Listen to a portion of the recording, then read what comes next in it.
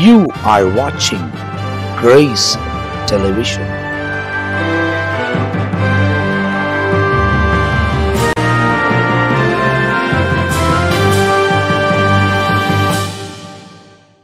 ஆண்டவரும் அருமை இரட்சகராகிய இயேசு கிறிஸ்துவின் நாமத்தினால் உங்கள் யாவருக்கும் எங்கள் அன்பின் வாழ்த்துக்களையும் ஸ்தோத்திரங்களை நாங்கள் தெரிவித்துக் கொள்கிறோம். தேவனுடைய பெரிதான கிருபையால் சுவிசேஷம் என்ற இன்னொரு பகுதியில் உங்களை சந்திப்பதிலே நாங்கள் மிகுந்த சந்தோஷப்படுகிறோம். தொடர்ந்து இந்த சுவிசேஷத்தை உங்களை அறிவிப்பதற்கு தேவன் பாராட்டுகிற நன்மைகளுக்காய் கிருபைகளுக்காய் நான் தேவனை துதிக்கிறேன். தொடர்ந்து 5 ஊழியர்களும் இணைந்து தேவனுடைய நாமத்தை மகிமைப்படுத்த ஆண்டவர் இரக்கம் பாராட்டினபடியால் நான் கர்த்தரை ஸ்தோத்திரிக்கிறேன்.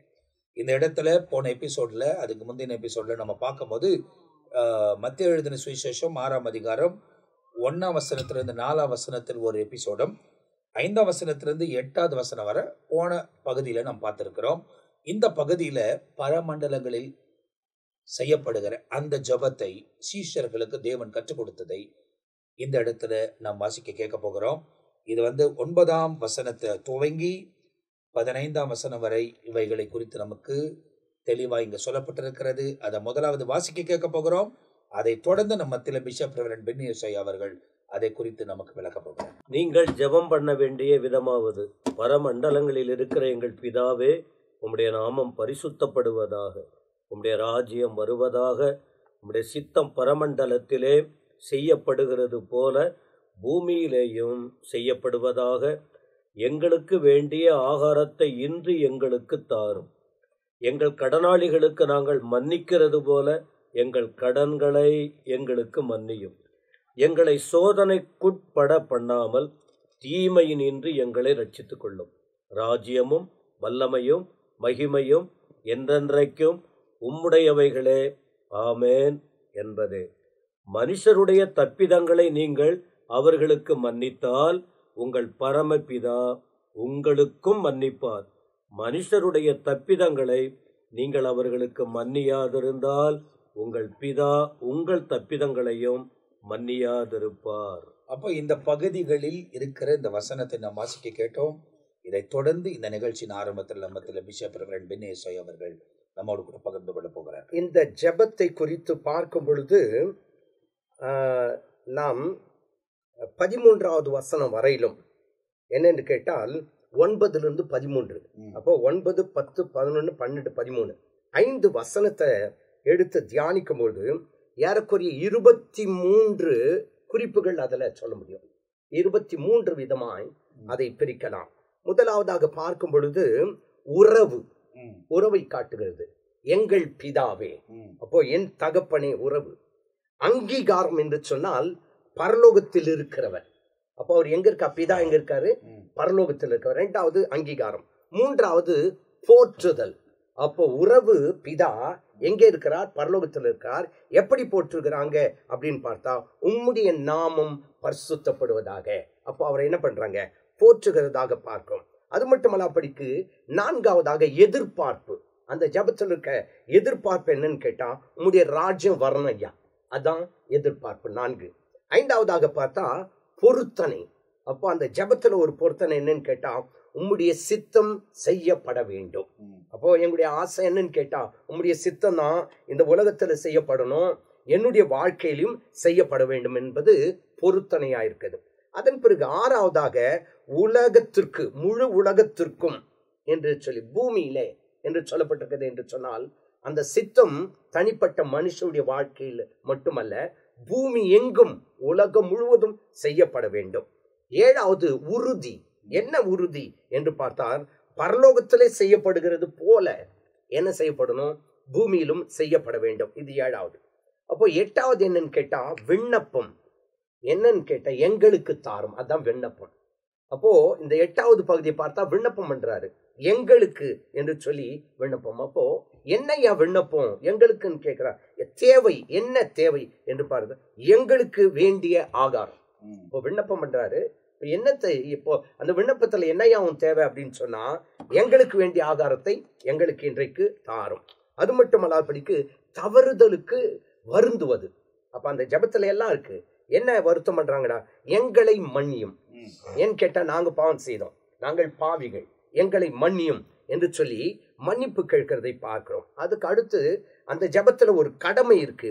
என்ன கடமைன்னு கேட்டா, எங்கள் கடனாளிகள், ஒரு கடன், அப்போ ஒரு கடமை இருக்கு, நாங்க மன்னிக்கணும். அப்போ எங்கள் கடனையும் எங்களுக்கு மன்னியும். அப்போ கடமை என்ன கடமை? மனுஷன் எல்லாரையும் என்ன செய்யணும்? மன்னிக்கணும்ன்ற கடமை. அது மட்டுமல்ல, 13ஆவதாக மன்னிப்பு, நாங்கள் மன்னிக்கிறது போல. அப்படி பார்த்தா நாம மன்னிக்கிறோமா? இல்ல. ஆனா ஆண்டவர் அங்க சொல்லி காட்டுறார், நீங்க என்ன செய்யணும்? மன்னிக்கணும் அப்படின்னு மன்னிப்பு. அதற்கு அடுத்து அன்பும் இரக்கமும் அந்த ஜபத்துல இருக்குது. அப்போ என்ன அன்பும் இரக்கமும் இருக்குன்னு கேட்டா, எங்கள் கடனாளிகள். அப்போ அவங்க மேல அன்பு இரக்கம் இருந்தாதான் என்ன செய்ய முடியும்? மன்னிக்க முடியும். அடுத்து வழி நடத்துதல். அப்போ வழி நடத்துதல் அங்கே இருக்குது. அப்போ வழி நடத்தும்படியா, எப்படி வழி நடத்தணும்? எங்கள் கடனாளிகளை மன்னிக்கும்படியா எங்களை என்ன செய்யும்? வழி நடத்தும் என்று சொல்லி. 16ஆவதாக பாதுகாப்பு. என்ன பாதுகாப்புன்னு கேட்டா, சோதனைக்கு உட்பட பண்ணாமல். எங்களுக்கு என்ன வரக்கூடாது?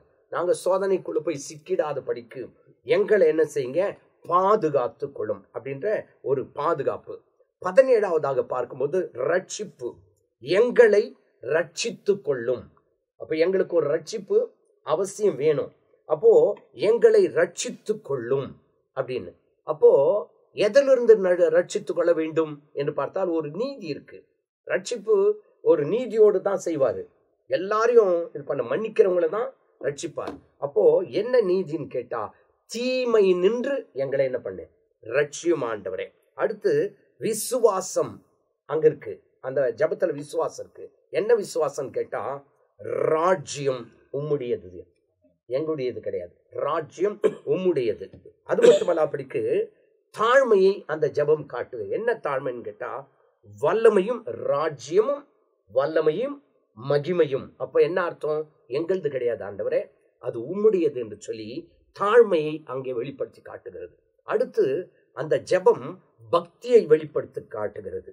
என்ன பக்தின்னு கேட்டா, மகிமை எனக்கு வேண்டாம், மகிமை யாருதுதான்? உம்முடையது அப்படின்னு சொல்லிட்டு அது என்ன செய்து? பக்தியை வெளிப்படுத்துகிறது. அது மட்டுமல்ல, அப்படிக்கு அது எவ்வளவு நாளைக்கு அப்படின்னு கேட்டா, நித்தியமாய். அதனால்தான் அந்த ஜபத்துல சொல்லப்பட்டிருக்கு, என்றென்றைக்கும். அப்போ நித்தியமாய் அந்த மகிமையை நான் என்ன பண்ணும்? உமக்கு செலுத்த வேண்டும் என்று அங்கே சொல்லப்படுது. அடுத்து உறுதி என்னன்னு கேட்டா, ஆமேன், அப்படியே ஆக கடவுள். அப்போ நான் ஏறக்குறைய 23 சம்பவத்தை உங்களுக்கு நான் சொன்னேன். அப்போ இந்த 23 காரியம், ரட்சிப்பு, நீதி, விசுவாசம், தாழ்மை, பக்தி, உறுதி, அன்பு, மன்னிப்பு, கடமை, நிச்சயம், இதெல்லாமே அந்த ஒரே ஒரு ஜபத்துல அடங்கி இருக்கிறது.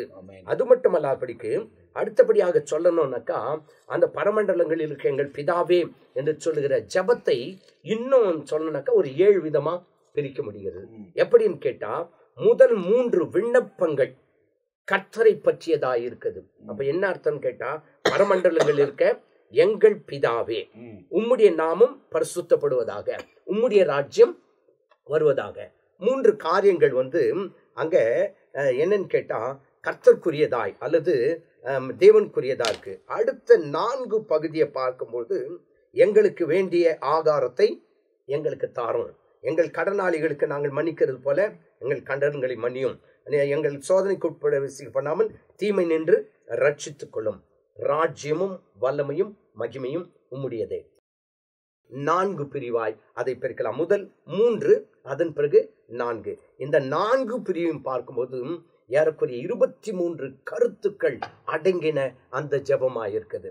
ஆனா தீமோத்தேயுக்கு ஆண்டவர் சொல்லும்போது, ஜபம், ஸ்தோத்திரம், வேண்டுதல், விண்ணப்பம் என்று 4 விதமாய் பிரிக்கிறார். ஆனா அந்த 4ம் இந்த பரமண்டலங்களில் இருக்க எங்கள் பிதாவே என்று சொல்லுகிற இந்த ஜபத்திலே அடங்கி இருக்குது. அப்போ நாம என்ன செய்யணும்னு கேட்டா, முதலாவது நம்முடைய வாழ்க்கையில அந்த உறவு, கர்த்தருக்கும் நமக்கு இருக்கிற உறவை வெளிப்படுத்தணும். அடுத்தபடியாக அவரை போற்றணும். அது மட்டும் பிடிக்க நமக்கென்று சொல்லி ஒரு எதிர்பார்ப்பு இருக்கிறதை நாம ஆண்டவருக்கு தெரிவிக்கணும். அடுத்தபடியாக விண்ணப்பம் செய்ய வேண்டும். அதே நேரத்துல நாம் பார்த்த பிரகாரம் நம்மை தாழ்த்த வேண்டும். நமக்குன்ட்டு ஒரு நிச்சயம் இருக்க வேண்டும். இவைகளை தான் ஆண்டவர் இங்க இந்த ஜபத்துல நமக்கு கற்றுக் கொடுக்கிறார். அவ இதை குறித்து ஆண்டவர் கற்றுக் கொடுத்த இந்த ஜபத்தை குறித்து சில விளக்கங்களை நாம் பார்த்திருக்கிறோம். அது இன்னும் கூடுதலாக நம்ம மத்தியில ரெவரண்ட் மில்கி சேதக்கை அவர்கள் நம்மோடு கூட பகிர்ந்து கொள்வார்கள்.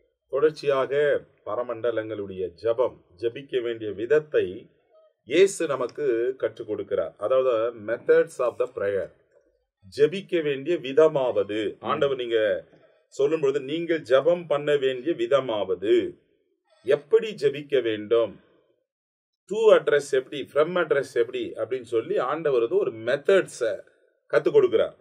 இதை தான் நம்ம ஜபிக்கணுமா அப்படின்னு கேட்டா, இந்த மாடலின் படியே நம்ம பரலோகத்தில் இருக்கிற பிதாவை நோக்கி நாம் ஜபிக்கலாம்.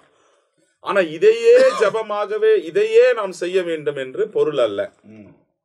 நீங்கள் ஜபிக்க வேண்டிய விதம் என்று சொல்லி இங்கே நமக்கு ஆண்டவர் கற்றுக் கொடுக்கிறார். பாருங்க, பரமண்டலங்கள் இருக்கிற எங்கள் பிதாவே, நம்முடைய ஜபத்தை கேட்கவர் பரலோகத்தில் இருக்கிறார், விண்ணுலகத்தில் இருக்கிறார்.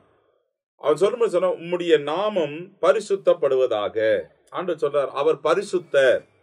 ஆண்டவர் சொல்ற நான் பரிசுத்தர் ஆகியால் நீங்களும் எனக்கேற்ற பரிசுத்தராய் இருங்கள். அப்போ தெய்வத்துடைய தன்மையே பரிசுத்தம். மற்ற தெய்வங்கள் நம்ம சொல்ல வேண்டிய அவசியம் இல்லை, மனுஷர் போய் பரிசுத்தப்படுத்துறாங்க. ஆனா நம்முடைய ஆண்டவர் தான் நம்மை பரிசுத்தப்படுத்துகிறவர், நம்மை சுத்திகரிக்கிறவர், நம்மை தூய்மைப்படுத்துகிறவர். பரலோகத்தில் இருக்கிற தேவன் பரிசுத்தம் உள்ளவர் என்று சொல்லப்பட்டு 10ஆம் வசனத்துல நான் பேசுகிறேன், உம்முடைய ராஜ்யம் வருவதாக, உம்முடைய சித்தம் பரமண்டலங்களிலே செய்யப்படுகிறது போல பூமியிலேயும் செய்யப்படுவதாக. இந்த ஜபமே ஆண்டவர் சொல்லும் பொழுது, நீங்கள் ஜபம் பண்ணும் பொழுது எங்கள் பிதாவே, தனிப்பட்ட ரீதியிலே இதை நம்ம ஜபிக்கலாம். தனிப்பட்ட ரீதியில இப்ப நான் ஜபிக்கிறேன்னா எங்கள் பிதாவேனா என் குடும்பத்துக்கு, என் மனைவிக்கு, என் பிள்ளைகளுக்கு சேர்ந்து ஜபிக்கலாம். ஒரு கூட்டாக சேர்ந்து ஜபிக்கிற ஜபம், சபையாக சேர்ந்து ஜபிக்கிற ஜபம். ஆண்டவர் அழகா சொல்றாரு, உம்முடைய சித்தம் பரமண்டலங்களிலே செய்கிறது போல பூமியிலேயும் செய்யப்படுவதாக. அப்ப தேவனுடைய சித்தத்தை அறிந்து நாம் ஜபிக்க வேண்டும்.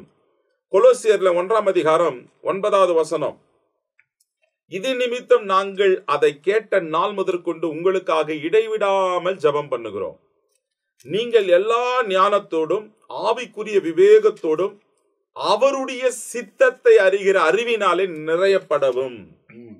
அவருடைய சித்தம் என்ன? பரமண்டலங்களில் உங்களுடைய சித்தம் செய்யப்படுவது போல பூமியிலையும் செய்யப்படுவதாக. அப்போ தேவனுடைய சித்தம் பரலோகத்தில் என்ன என்பதை அறிந்து உணர்ந்து நாம் ஜெபிக்கணும். நம்ம கேட்குறது, ஆண்டவரே இது எனக்கு தார ஆண்டவரே எனக்கு கேட்கக்கூடாது. ஆண்டவரே உமக்கு சித்தமானால் இது எனக்கு தாங்க, உமக்கு விருப்பமானால் இதை எனக்கு தாங்க. இயேசு கெத்செமனே தோட்டத்துல ஜெபிக்கும் பொழுது கூட, இதாவே இந்த பாத்திரம் என்னை விட்டு நீங்க கூடுமானால் நீங்கபடி செய்யும், ஆகிலும் உம்முடைய சித்தத்தின்படியே ஆக கடவது என்று ஆண்டவர் அங்கே ஜெபம் பண்றாரு. அப்போ கொலோசியர் 4ஆம் அதிகாரம் 12ஆம் வசனத்துல நம்ம பார்க்கும் பொழுது, எப்பாப்பிராவும் உங்களுக்கு வாழ்த்துதல் சொல்லுகிறான், உங்களை சேர்ந்தவனும் கிறிஸ்துவின் ஊழியக்காரனுமாகிய இவன் நீங்கள் தேவனுக்கு சித்தமானவைகள் எல்லாவற்றிலேயும் தேறினவர்களாயும் பூரண நிச்சயம் உள்ளவர்களாயும் நிலை நிற்க வேண்டும் என்று தங்கள் ஜபங்களில் உங்களுக்காக எப்பொழுதும் போராடுகிறான். இந்த எப்பாப்பிராத்தா இவன் ஜபிக்கும் பொழுது என்னன்னா, தேவனுக்கு சித்தமானவைகள் எல்லாவற்றிலையும் தேறினவர்களா நம்ம இருக்கணும். இன்னைக்கு ஒவ்வொரு ஊழியக்காரனும் விசுவாசிகளுக்காக, ஒவ்வொரு குடும்ப தலைவனும் தன்னுடைய பிள்ளைகளுக்காக நாம் என்ன ஜெபம் பண்ணணும்னா, தேவனுடைய சித்தத்தில தேறினவர்களாய், தேவனுடைய சத்தத்தை கேட்டு அவருடைய சித்தத்தை செய்கிறவர்களாய் நாம் இருக்க வேண்டும் என்று இங்கே நாம் பார்க்கிறோம். அடுத்து எபிரேயர்ல 13ஆம் அதிகாரத்துல 20-21 வசனம் இவ்விதமாய் சொல்லுகிறது. ஹீப்ரூஸ் சாப்டர் 13 verse 20-21, நித்திய உடன்படிக்கையின் ரத்தத்தினாலே ஆடுகளுடைய பெரிய மேய்ப்பராக நம்முடைய கர்த்தராகிய இயேசு கிறிஸ்துவை மரித்தோரிலிருந்து ஏறி வர பண்ணின சமாதானத்தின் தேவன் இயேசு கிறிஸ்துவை கொண்டு தமக்கு முன்பாக பிரியமானதை உங்களில் நடப்பித்து நீங்கள் தம்முடைய சித்தத்தின்படி செய்ய உங்களை சகலவித நற்கிரியையிலும் சீர்பொருந்தினவர்களாக்குவாராக. அவருக்கு தான் என்றென்றைக்கும் மகிமை உண்டாவதாக. அப்போ இங்கே பவுல் சொல்லும் பொழுது சொல்லுகிறார், இயேசு கிறிஸ்துவை கொண்டு தமக்கு முன்பாக கிரியைகளை நடப்பிக்கிறவர் நீங்கள் தம்முடைய சித்தத்தின்படி செய்ய. அப்போ ஜெபிக்கிறவர்கள் தங்களுடைய சித்தத்தை செய்ய மாட்டார்கள், தேவனுடைய சித்தம் இன்னதென்று அறிந்து செயல்படுகிறவர்களாய் நாம் இருக்க வேண்டும். 1 யோவான்ல 2ஆம் அதிகாரம் 17ஆம் வசனம் சொல்லுதுங்க, உலகமும் அதன் நிச்சயம் ஒழிந்து போயிடும், தேவனுடைய சித்தத்தின்படி செய்கிறவனோ என்றென்றைக்கும் நிலைத்திருப்பான். அப்போ உலகமும் உலகத்தின் காரியங்கள் ஒழிஞ்சு போடும், தேவ சித்தம். அதனால்தான் இயேசு சொல்லும் பொழுது சொல்லுகிறான், உம்முடைய சித்தம் பரமண்டலங்களிலே செய்யப்படுகிறது போல பூமியிலேயும் செய்யப்படும். அப்ப தேவனுடைய சித்தம் இன்னது என்று நாம் அறிந்து ஜெபிக்க வேண்டும். அதே 1 யோவான்ல 5ஆம் அதிகாரம் 14வது வசனம், நாம் எதையாகிலும் அவருடைய சித்தத்தின்படி கேட்டால் அவர் நமக்கு செவி கொடுக்கிறார் என்பதே அவரை நாம் பற்றி கொண்டிருக்கிற தைரியம். தேவனுடைய சித்தத்தின்படி நாம் எதை கேட்டாலும் நமக்கு கொடுப்பார் என்கிற அந்த விசுவாசம், நம்பிக்கை நமக்கு இருக்கிறது. அப்ப அந்த சித்தத்தை அறிந்து கொள்ள வேண்டும். வெளிப்படுத்தல கூட 2ஆம் அதிகாரம் 26ஆம் வசனத்துல நம்ம பார்க்கும் பொழுது, ஜெயம் கொண்டு முடிவு பரியந்தும் என் கிரியைகளை கை கொள்ளுகிறவன் எவனோ அவனுக்கு நான் என் பிதாவிடத்தில் அதிகாரம் பெற்றது போல ஜாதிகளின் மேல் அதிகாரம் கொடுப்பேன். யாருக்குன்னா, என் கிரியைகளை கை கொள்ளுகிறவன் எவனோ, என் சித்தத்தை கை கொள்ளுகிறவன் எவனோ அவன் தான் ஜெயம் கொள்ளுவான். அவனுக்கு தான் நான் பிதாவிடத்துல அதிகாரம் பெற்றது போல அவனுக்கு நான் அதிகாரத்தை கொடுப்பேன், வாங்கி கொடுப்பேன்றார் ஆண்டவர். அப்போ ஜெபிக்க வேண்டிய விதத்துல தேவனுடைய சித்தத்தை அறிந்து ஜெபிப்பது மிகவும் அவசியம். சில பேர் பிடிச்ச முசலுக்கு 3 கால் என்று சொல்லி, ஆண்டவரே கட்டாயம் இதை செய்யும், ஆண்டவர் நிச்சயமா இதை செய்யும் என்று சொல்லி இவங்க சித்தத்தை அங்க திணிச்சு கொண்டிருப்பாங்க. அப்படி நாம் ஜெபிக்க கூடாது. நாம் ஜெபிப்பது தேவனுடைய சித்தம் இன்னதென்று அறிந்து நாம் எதை கேட்டாலும் ஆண்டவர் நிச்சயமாய் அதை கொடுப்பார். அப்போ இந்த ஜெபங்களை குறித்து ஒரு சில காரியங்களை நாம் இந்த இடத்துல கவனிச்சுக்கிட்டே வரோம். இதுல இன்னும் நிறைய கருத்துகள், நிறைய ஆழமான காரியங்கள் இருக்கிறது. இது இன்னும் கூடுதலாக நம்மத்தில ஜான் பீட்டர் அவர்கள் பகிர்ந்து கொள்வார்கள். அநேக பாடங்களை இவைகளில் இருந்து நாம் கற்றுக்கொள்ளுகிறோம். ஜெபம் சரியா நிறைய பேர் ஜெபம் பண்றதில்லைங்கிறதுக்கு தான் ஆண்டவர் சொல்றார். இவ்வளவு போதனையை கேட்டு கூட யாக்கோபு 4ஆம் அதிகாரம் 1-3 வரைக்கும் படிச்சு பார்த்தீங்கன்னா, ஜெபித்து அவர்கள் பதில் பெறுவதில்லை, தகாத விதமாய் தங்களுடைய யோசனைகளின் தங்கள் இச்சைகளின்படி ஜெபித்து பதில் பெறாததினால்தான் இங்க முன்கூட்டியே ஆண்டவர் சொல்றார். அப்ப இதுல சொல்லப்படும் போது நான் சொல்லுகிற ஒரு வார்த்தை, ஜபத்தின் விதம், யாருகிட்ட ஜெபம் பண்ணணும், என்னத்துக்காக ஜெபம் பண்ணணும், 13ஆம் வசனம் வரைக்கும் பார்த்தோம். ஒட்டு மொத்தமா ஜெயக்குமார் பாஸ்ட் பேசுவார். ஆனா 14-15 மட்டும் நான் கொஞ்சம் கோடிட்டு காட்டி அவருக்கு வாய்ப்பு கொடுக்க விரும்புறேன். என்ன விஷயம் அப்படின்னு சொன்னால், மனுஷனுடைய தப்பிதங்களை நீங்கள் அவர்களுக்கு மன்னித்தால் உங்கள் பரமபிதா உங்களுக்கும் மன்னிப்பார். ஜபத்தோடு ஒப்பிடப்படுறாரு.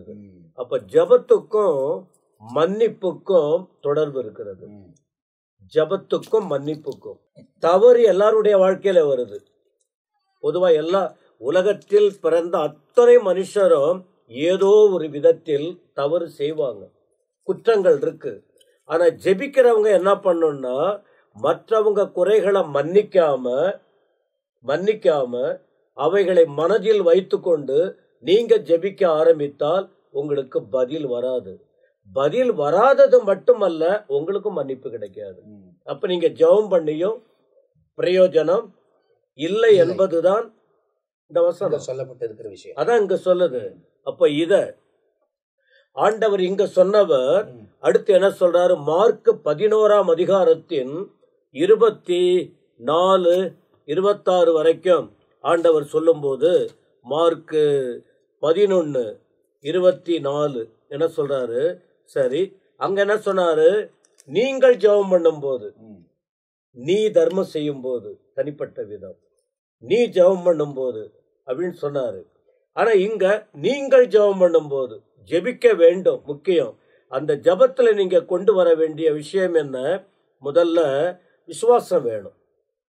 இந்த பிதாவினிடத்தில் ஜெபத்தை தொடங்கி ஆமேன் போடுற வரைக்கும் ஒரு மனிதன் முறையோடு கடைபிடிக்க வேண்டிய காரியத்தை ஒரு ஒழுங்குமுறையை சொல்றாரு. ஆனா நாம சிலர் இந்த ஜெபத்தை குழப்புவாங்க. இப்படிதான் பண்ணணும், இப்படிதான் பண்ணணும். நம்ம இந்த செய்தியில பார்க்கறதே உள் நோக்கம்தான். நீங்க பிதாவையும் முக்கியப்படுத்தலாம். இப்ப இந்த நாட்கள்ல ஏசப்பான்னு சொல்லலாம். இப்ப இந்த நாட்கள்ல ஆவியானவரேன்னு சொல்லலாம். ஏன்னா இவர்கள் மூவரும் ஒன்றாய் இருக்கிறார்கள். ஆனா ஜெபத்துல தடுமாறாம, கீழே இருக்கிறத மேல கொண்டு வராம, மேல இருக்கிறத கீழே கொண்டு வராம, இப்படி இப்போ கீழே இருந்து ஜெட்ல இருந்து ஏ போக முடியுமா? அதனால ஏபிசிடி அதை போல ஒரு முறையை கத்துங்க. ஜெபிக்க ஒரு முறை இருக்கு. ஒரு குழந்தை இருக்கு. இப்போ குழந்தைகிட்ட இப்போ ஃபர்ஸ்ட் வந்து அப்பா அப்படின்னு சொன்னாதான், அப்பா அப்படின்னு சொன்னாதான் அப்பாவுக்கு சந்தோஷமா? ஸ்டார்டிங்ல அது பிறந்து கொஞ்சம் வளர்ந்து வரும்போது வேற வேற வேற பேசி பேசி பேசி தான் நாள் வரும்போது ஞானம் வந்த பிறகு அப்பா அப்படின்னு சொல்லுது. ஆனா அப்பாவுக்கு தெரியும் அந்த வார்த்தை. அதை போல ஆண்டவருக்கு அந்த உள்ளத்துல என்ன வார்த்தை உச்சரிக்கிறோம்? மழலை மொழி. அதை போல இது என்ன சொல்றாங்கன்னா, கொஞ்சம் வளர்ச்சி அடைந்த பிறகு, தெய்வத்தை கண்டு கொண்ட பிறகு ஜெபம் பண்ணுங்க. அந்த ஜெபத்தை முறையோடு ஜெபம் பண்ணுங்க என்பதுதான். அப்ப அந்த ஜெபிக்கும் போது இன்றைக்கு நமக்கு விசுவாசம் வேணும்னு முக்கியப்படுத்திட்டு, இந்த ஜெபத்துக்கு நீங்க பதில் பெறணும்னு சொன்னால் 25 சொல்றாரு, நீங்க ஜெபம் பண்ணும்போது யாருக்காவது ஒரு குறை இருந்தா அவங்க குறைய மன்னிங்க. அவங்க குறைகளை மன்னிச்சே ஆகணும். 11ஆம் அதிகாரம் 25ஆம் வசனம். மார்க் 11:25 நீங்கள் நின்று ஜெபம் பண்ணும் போது, நீ உட்கார்ந்து ஜெபம் பண்றீங்களோ உட்கார்ந்து நின்று ஜெபம் பண்றீங்களோ எப்படியோ, ஜெபம் பண்ணும் போது ஒருவன் பேரில் உங்களுக்கு யாதொரு குறை உண்டாயிருக்குமானால், குறைகள் வருவதற்கு வாய்ப்பு 100க்கு 100 இருக்கு. கண்டிப்பா குறைபாடுகள் ஏதோ ஒரு விதத்தில் தவறுகள் வர வாய்ப்பு இருக்கு. ஆண்டவர் என்ன சொல்ல வர்றாரு? அதை முதல்ல நீ மன்னிச்சிட்டு நீ ஜெபம் பண்ணு. அல்லது ஜெபம் பண்ணும்போது அதை பற்றி கசப்பா யோசிக்காத. அதை யோசித்துக்கிட்டே நீ பண்ணா உன் உள்ளத்துல அந்த வார்த்தை தான் அங்க தங்கி இருக்கு. அப்புறம் உனக்கு அந்த முழுமையான ஜெபம் ஏறெடுக்க வாய்ப்பு இல்லை. ஆண்டவர் சொல்ற வார்த்தை, பரலோகத்தில் இருக்கிற உங்கள் பிதா உங்கள் தப்பிதங்களை உங்களுக்கு மன்னிக்கும்படி. அப்ப நான் தப்பு செய்யாத மனுஷன் யாராவது சொல்ல முடியுமா? இன்றைக்கு இந்த செய்தியை சொல்லிக்கிட்டு இருக்கிற நான் 100க்கு 100 கரெக்டா இருக்கிறேன்னு என்னால் சொல்ல முடியாது. என்னால முடியாது இதை சொல்லிட்டு, அதனால என்ன சொல்றாருன்னா, அவர்கள் குறைகளை நீங்க மன்னிங்க. இன்னும் கூடுதலா ஒரு வார்த்தை இருக்கு. எபேசியர் 4ஆம் அதிகாரத்தின் 32ஆம் வசனத்துல கூட அப்போஸ்தலனாகிய பவுல், ஏன்னா பவுல் வந்து ஆண்டுடைய வார்த்தைய அப்படியே கடைபிடித்த மனுஷன். அதனால்தான் அவர் எந்த 1-2 குறை அவர்கிட்ட இருந்திருக்கும். ஆனா எதற்காக பிடிக்கப்பட்டாரோ அவரை விட்டு விலகவே இல்லை. ஒரு வார்த்தையும் பின்பற்றி இருந்தார். அதனால்தான் அவர் இந்த வார்த்தைகளை சொல்லுகிறார். என்ன பாருங்க, 4:32 ஒருவருக்கொருவர் தயவாயும் மன உருக்கமாயும் இருந்து கிறிஸ்துவுக்குள் தேவன் உங்களுக்கு மன்னித்தது போல, கிறிஸ்துவுக்குள் தேவன் உங்களுக்கு மன்னித்தது போல நீங்களும் ஒருவருக்கொருவர் மன்னியுங்கள். இப்ப கிறிஸ்துவுக்குள்னா கிறிஸ்து என்ன பண்ணாரு? கிறிஸ்து 1 யோவான் 1:7 தன் ரத்தத்தையே கொடுத்தார். இந்த மன்னிப்புக்காக ஆண்டவர் என்ன கொடுத்தாருன்னா, தன்னுடைய ரத்தத்தையே, அவருடைய இயேசு கிறிஸ்துவின் ரத்தம் சகல பாவங்களையும் நீக்கி நம்மை சுத்திகரிக்கும். அப்போ அதற்கு மேல நம்மள பாவமே இல்லைன்னு சொன்னால் நாம் அவரை மறுதலிக்கிறோம்னு சொல்லி இருக்கு. அப்ப மன்னிப்பு இயேசு கிறிஸ்துவுக்குள் அவருடைய ரத்தத்தினாலே நமக்கு உண்டாயிருக்கிறது. அதனால நான் என்ன சொல்றேன்னு சொன்னா, கொலோசியர் 3:13 கூட இந்த வார்த்தைகளை ஆண்டவர் குறிப்பிடுகிறார் பவுல் மூலமா.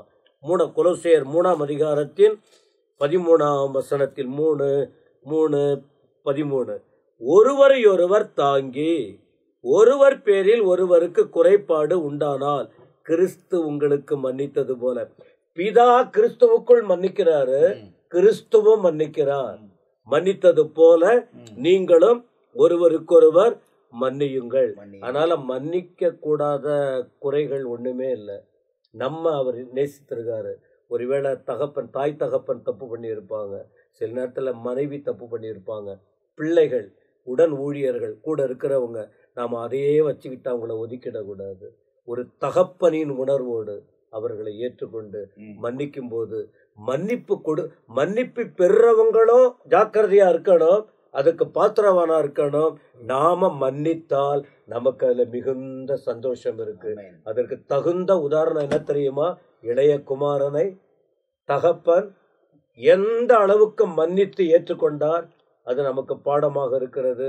கிறிஸ்தவ சமுதாயத்தை பின்பற்றினால் கிறிஸ்தவம் பெருகும், பரலோகம் மகிழும், நமக்கும் மகிழ்ச்சி உண்டாகும். அப்ப இதுக்குரிய விளக்கங்களை பார்த்துக்கிட்டு வரோம். நம்ம மத்தியில இதை பூர்த்திப்படுத்த முடியாது. நம்ம மத்தியில இருக்கிற ஜெயக்குமார் அவங்க இருக்கிறாங்க. இதை குறித்து அவர்கள் நம்மோடு கூட பேச போறாங்க. கர்த்தருடைய நாமம் மகிமைப்படுவதாக. தொடர்ச்சியாக ஆண்டவராகிய இயேசு கிறிஸ்துனுடைய சுவிசேஷத்தை குறித்து நாம் தியானித்துக் கொண்டு வருகிறோம். அதில் விசேஷமாக மத்தேயின் புத்தகம் 6ஆம் அதிகாரத்திலே ஆண்டவராகிய இயேசு கிறிஸ்து தன்னுடைய மலை பிரசங்கத்தின் வழியாக நாம் செய்ய வேண்டியதான காரியங்களை தெளிவாக நமக்கு எடுத்து உரைத்து கொண்டு வருகிறார்.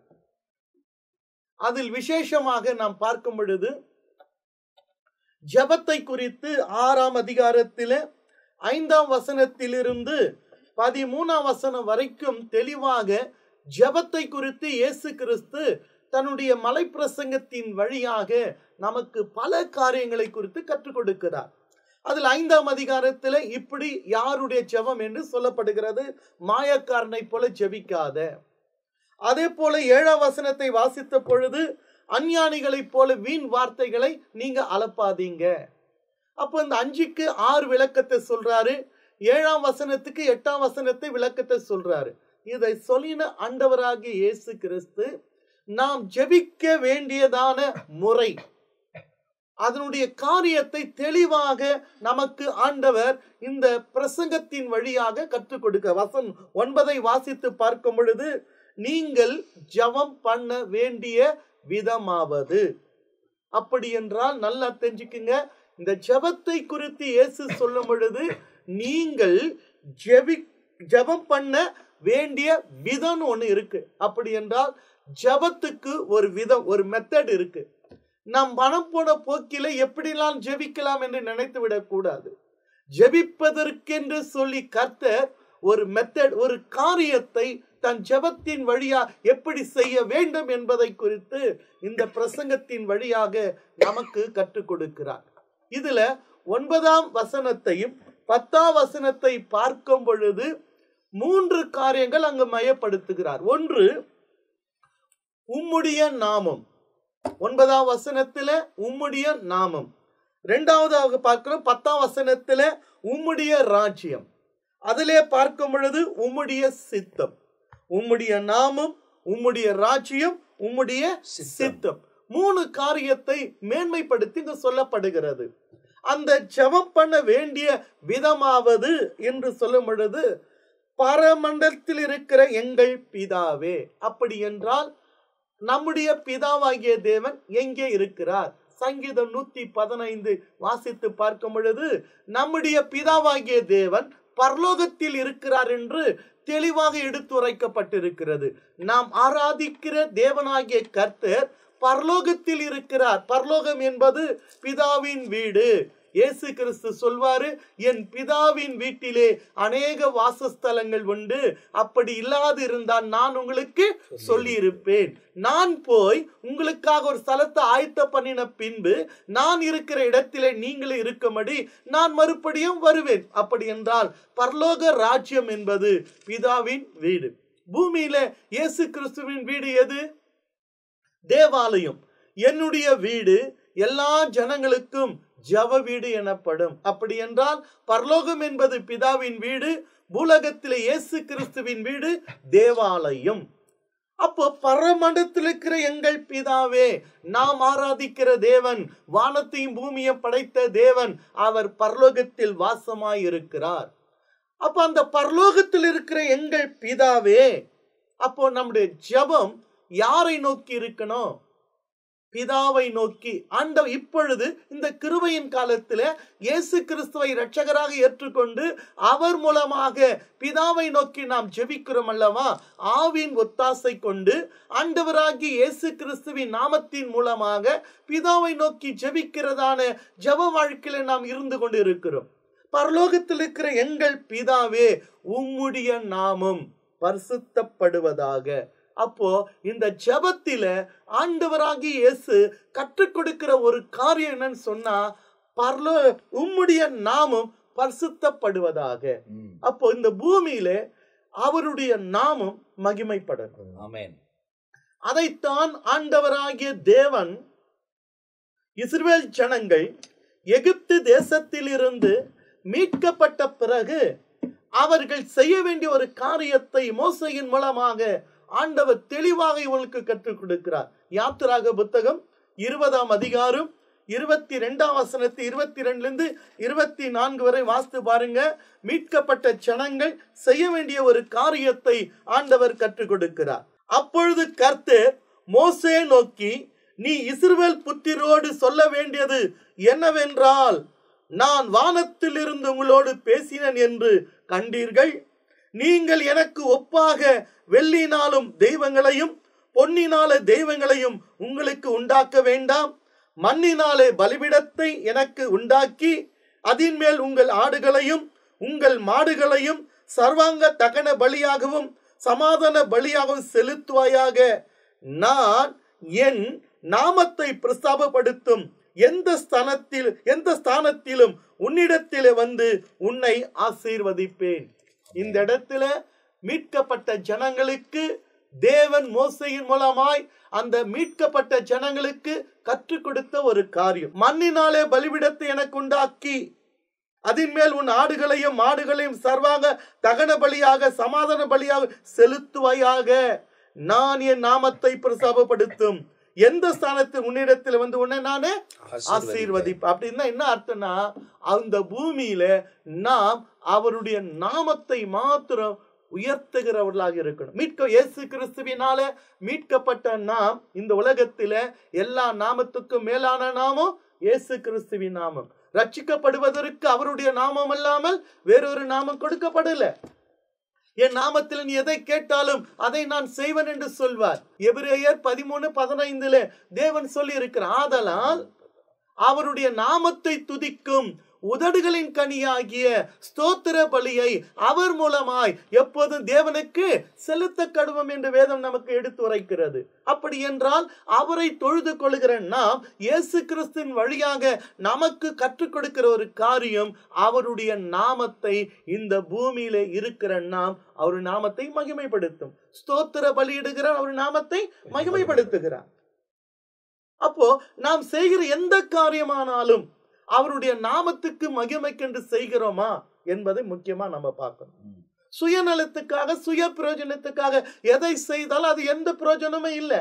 நாம் செய்கிற குடித்தாலும் புசித்தாலும் தேவனுடைய நாமத்தினுடைய மகிமைக்கென்று செய்கின்னு சொல்லி இருக்கிறார். அப்படின்னா ஊழியத்தை செய்கிற நான் யாரை குற்றப்படுத்த விரும்பலங்க. நாம் கற்றுக்கொள்ள நீயனான கற்றுக்கொள்ள வேண்டியது, நாம் எந்த காரியத்தை செஞ்சாலும் அவருடைய நாமத்துக்கு மகிமைக்காகத்தான் செய்யணும். இயேசு அதுதான் செய்தார். அவருடைய நாமத்துக்கு மகிமைத்தான், தன்னுடைய சுயமாக தான் ஒரு தேவகுமார் என்று செய்யல. அவர் செய்த எல்லா அற்புதங்களும் அவருடைய போதனைகள் எல்லாத்தையும் பார்த்தீங்கன்னா பிதாவினுடைய நாமம் மகிமைப்படும்படியாகத்தான் செய்தார். இந்த ஜெபத்தில் கூட அவர் கற்றுக் கொடுக்கிற ஒரு காரியம், உம்முடைய நாமம் பரிசுத்தப்படுவதா. அப்படி என்றால் இந்த ஜெபத்தின் வழியா நாம கற்றுக் கொடுக்கிறது, அவருடைய நாமம் பரிசுத்தப்படுகிற அளவுக்கு நான் இருக்கணும். வேண்டுதலே அப்படிதான் இருக்குது. ஆண்டவரே, நான் செய்யற காரியம் உம்முடைய நாமம் பரிசுத்தமாப்படுவதற்கு ஏதுவாக இருக்கட்டும். ஒரு காரியம், உம்முடைய நாமம் இரண்டாவது, உம்முடைய ராஜ்யம் வருவதாக. அப்போ நான் யாரை மறுபடியும் சொல்றேன், குற்றப்படுத்த வேண்டிய ஊழியக்காரன் நம்மள் வேண்ட கடமை அல்ல. நாம் செய்கிற காரியங்கள் தேவ ராஜ்யங்கள் மகிமைப்படுவதற்கு ஏதுவா இருக்கணும். ஏன்னா தேவனுடைய ராஜ்யம் வருவதாக இயேசு கற்றுக் கொடுத்த உம்முடைய ராஜ்யம் வருவதாக, வரப்போகிற ராஜ்யம், அவருடைய ராஜ்யம் இந்த பூமிக்கு வரப்போகிறது. அதுதான் 1000 ஆண்டு அரசாட்சி, அவருடைய ராஜ்யம். அந்த ராஜ்யம் வருவதாக. அப்ப இந்த ஜெபத்தில் நாம் கற்றுக் கொடுக்கிற காரியம் என்ன? அவர் ராஜ்யம் வரணும், ஆட்சி வரட்டும் வாங்க. அது உலகத்தான் சொல்கிற ஒரு அரசியல் சொல்ற ஒரு காரியம். ஆனா தேவ பிள்ளைகள் அவருடைய ராஜ்யம் வருவதாக. அவர் ராஜ்யம் வரப்போகிறது. அந்த ராஜ்யத்தில் பிரவேசிக்குவதற்கு வழிதான் இயேசு நமக்கு நானே வழியும் சத்தியம் ஜீவனமா இருக்கிறேன். அந்த ராஜ்யத்துக்கு நீ போனாதான் அவர் தான் எல்லாத்துக்கும் ஒரு வழியா இருக்கிறார். இதை குறித்து நான் இன்னும் டீப்பா போக விரும்பல. வருவதாக உம்முடைய சித்தம் ரொம்ப முக்கியமான காரியங்க. உம்முடைய சித்தம், உம்முடைய சித்தம் பாருங்க. அவர் ஜபத்துல கற்றுக் கொடுக்கிறார். உம்முடைய சித்தம் யாருடைய? தேவனுடைய சித்தம். ராஜ்யத்துக்குள் பிரவேசிக்க வேண்டுமானால் தேவனுடைய சித்தத்தை உம்முடைய சித்தம் எங்க செய்தா? பரல மண்டலத்திலே செய்யப்படுகிறதை போல. அப்போ பரலோக ராஜ்யத்துல தேவனுடைய சித்தம் இல்லாம எந்த காரியமும் நடக்கிறது இல்லை. எல்லாமே என்ன நடக்குது? அவருடைய சித்தத்தின்படிதான் நடக்குது. அதைத்தான் இயேசு கிறிஸ்து, அந்த பரலோகத்தில் வந்த இயேசு, அப்ப அவருக்கு எல்லாமே தெரியுது. பரலோகத்திலே தேவனுடைய சித்தம் இல்லாம ஒன்றும் அங்க நடக்கல.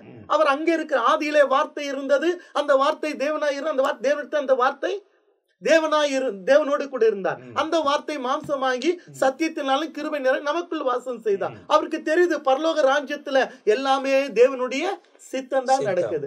அதை அவர் கற்றுக் கொடுக்கும் பொழுது உம்முடைய சித்தம், யாருடைய சித்தமா? தேவனுடைய சித்தம். அப்போ பரலோகத்தில தேவனுடைய சித்தம் பரல மண்டலத்திலே செய்யப்படுகிறதை போல, அது போல பூமியில கூட யாருடைய சித்தம் செய்யணும்? உம்முடைய சித்தம் செய்யணும். அப்போ பூமியில அவருடைய சித்தத்தை செய்கிறோமா, இல்ல நம்ம சுய சித்தத்தை செய்கிறோமா? நாம் செய்கிற எல்லா காரியமும் தேவனுடைய சித்தம் அப்படின்னா பரலோகத்தினுடைய சித்தமா இருக்கணும். யாரை நான் அனுப்புவேன்? யார் என் காரியமா போவான்?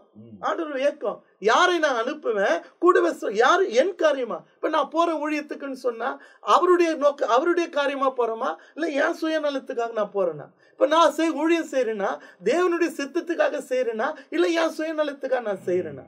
நான் யாரு குற்றப்படுத்த விரும்பலங்க. கர்த்தர் சத்தியத்தை நமக்கு கற்றுக் கொடுத்திருக்கிறார். உம்முடைய சித்தம் பரல மண்டலத்தில் செய்யப்படுகிறதை போல பூமியிலும். அப்ப பூமியில அவருடைய சித்தம் இல்லாதது நீ எது செஞ்சாலும் அது தேவனுடைய நாமம் மகிமைப்படாது.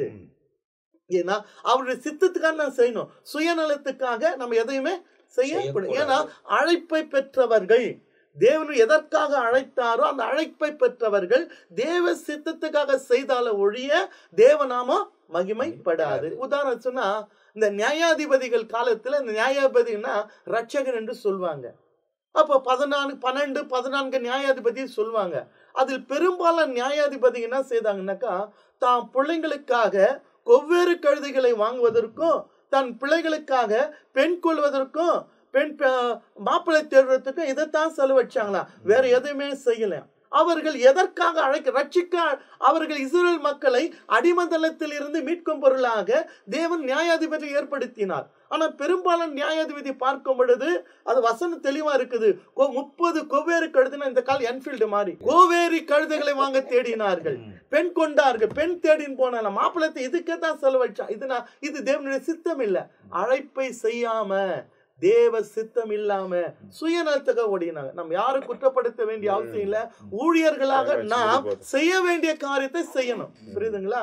எங்களுக்கு வேண்டிய ஆகாரத்தை இன்று எங்களுக்கு, அப்ப எல்லாத்தையும் அடங்கிச்சு. என்னன்னா வேணும் உன்னுடைய தேவைகள் அப்படின்னா, பூமியில நீ வாழ்வதற்கு என்னென்ன, ஒட்டு மொத்தமா ஒரே வார்த்தையில முடிச்சுட்டாரு.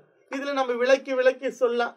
இன்று எங்களுக்கு வேண்டிய ஆகாரம், நீ வாழ்வதற்கு இந்த பூமியில என்னென்ன தேவையோ, படிப்பு, அறிவு, வேலை, உணவு, வஸ்திரம், என்னென்ன தேவை எல்லாமே உள்ள அடங்கிச்சு. எங்களுக்கு வேண்டிய ஆகாரத்தை இன்று எங்களுக்கு தாரும். அடுத்து சொல்றாரு 12, எங்கள் கடனாளிகளுக்கு நாங்கள் மன்னிக்கிறதை போல எங்கள் கடன்களை எங்களுக்கு மன்னியும். அப்போ அது பாவத்தை குறித்து மன்னிக்கிற தன்மை கற்றுக் கொடுக்கிற இந்த ஜபத்தின் வழியாக நம்ம மன்னிக்கணும். அது குறித்து ஜான் பீட்டர் ஏற்கனவே சொல்லி, எங்களை சோதனைக்கு உட்படுத்தாமல் தீமையிலிருந்து எங்களை ரட்சித்துக் கொள்ளும். ராஜ்யமும் வல்லமையும் மகிமையும் என்றென்றைக்கும் உம்முடையவைகளே, ஆமென் என்பதே. அப்ப பெரிதான ஒரு ஜெபம். இது விலக்கி சொன்னா இதெல்லாம் பல நாட்கள், பல வாரங்கள் தொடர்ச்சியாக பேசின ஊழியர்கள் உண்டு. ஆமென் என்பதற்கு அப்படியே ஆக கடுவது என்று அர்த்தம் என்று நம்ம பார்க்கிறோம். ஆகையால இயேசு ஜெபம் பண்ண வேண்டிய விதத்தை நமக்கு கற்றுக் கொடுத்து, அதனால நம்ம கண்ணை முடிக்கணும், மனம் போன போக்கில எதற்கு கேட்கிறோம், எதை கேட்க கூடாதுன்னு தெரியாம நம்ம வீணான காரியத்தை கேட்டு ஜெபத்துக்கு பதில் வராம ஆண்டவரை குற்றப்படுத்துவது நியாயமாக இருக்காது. ஆகையால அந்த விதம்னு ஒண்ணு இருக்குது. அந்த விதத்தின்படி இந்த ஜெபத்துல தேவனுடைய நாமத்தை மகிமைப்படுத்துக்கு ஏதுவாகத்தான் நம்முடைய ஜெபம் இருக்கணும். அப்ப இந்த இடத்துல இந்த வசனத்துக்கான விளக்கத்தை நாம் தொடர்ச்சியா பார்த்துட்டு வந்தோம்.